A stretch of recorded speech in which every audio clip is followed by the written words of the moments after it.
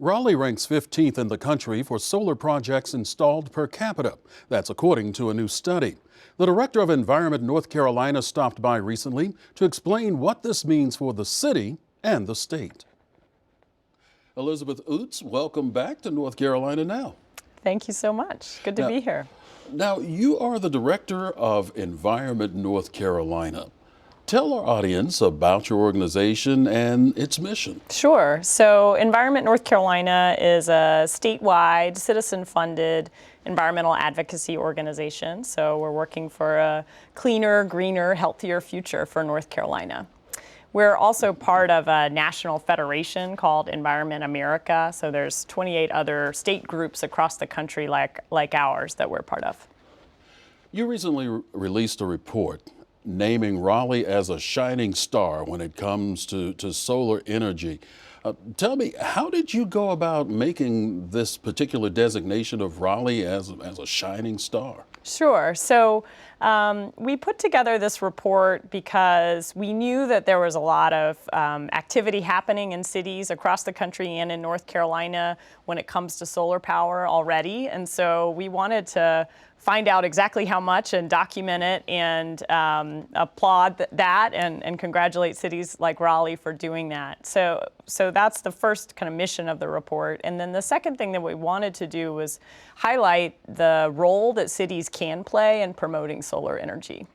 And the results were exciting. So North Carolina has been a leader in solar power for a number of years. We have state policies like our renewable energy standard that have helped put us in the top 5 across the country in terms of total amount of solar power.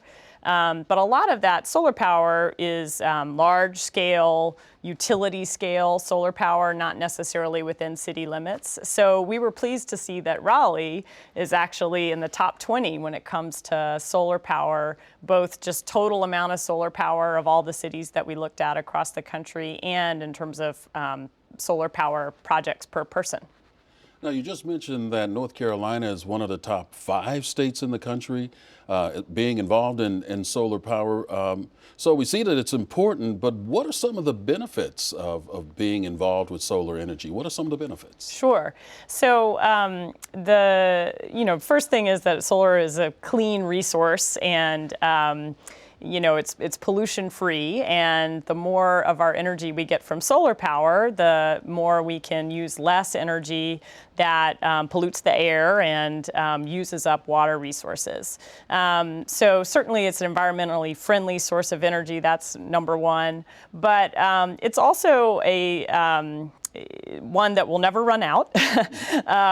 And finally, once you incur the initial upfront cost of solar power, of putting the panel on your house or in your store, it's free after that. So the sun shines pretty much every day for absolutely free. And so it's a stable source of energy as well.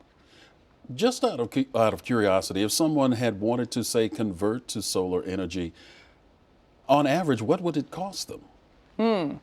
That's a good question. The costs it really just kind of depends on the size of the house and the size of the project. But the costs have come down tremendously in the last decade and in the last decade before that.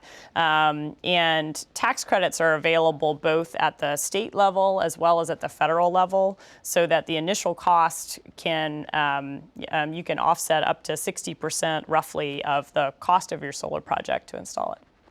Now, you are Environment North Carolina, and solar power is just one avenue that you look into, but understand you also are looking into ways to protect our rivers and streams somewhat as it relates to fracking. Talk about that a little bit. Absolutely. So our water resources here in North Carolina are precious. I certainly love to go to Jordan Lake and to Eno River, and grew up having the chance to paddle the French Broad in the western part of the state too. So they're important to us, and then of course they're also an important source of drinking water.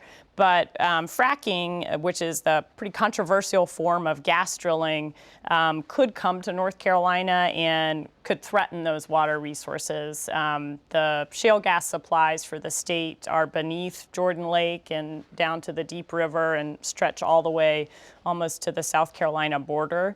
And so what we're doing is working to keep that drilling practice out of our state to protect our water resources. Right now, there is a moratorium on fracking in the state, and we want to keep it that way.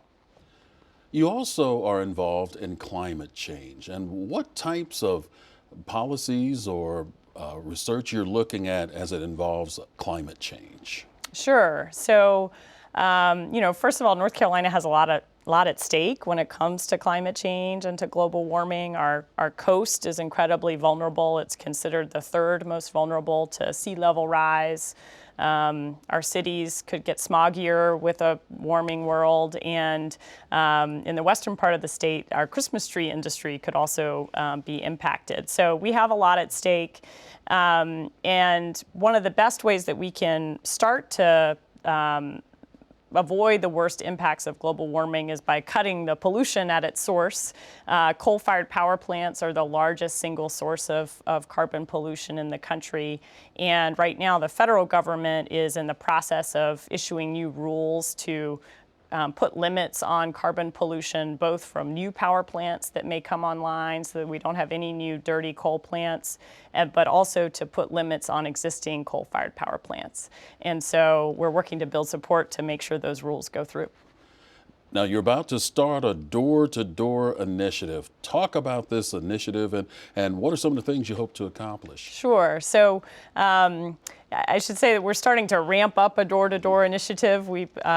Some of your viewers may have seen one of our canvassers recently, but in the summertime is when we really ramp up our efforts and reach more neighborhoods all across the state. And what we're doing is educating people about the campaigns that we're working on, and particularly the threats to our rivers, and getting them involved with Environment North Carolina, asking folks to become members of ours or sign our petitions to help us on these issues.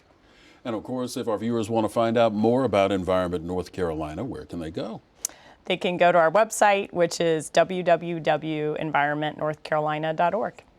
Elizabeth Oots, thank you so very much for stopping by and sharing your insights with us, and continued success to you. Thank you so much.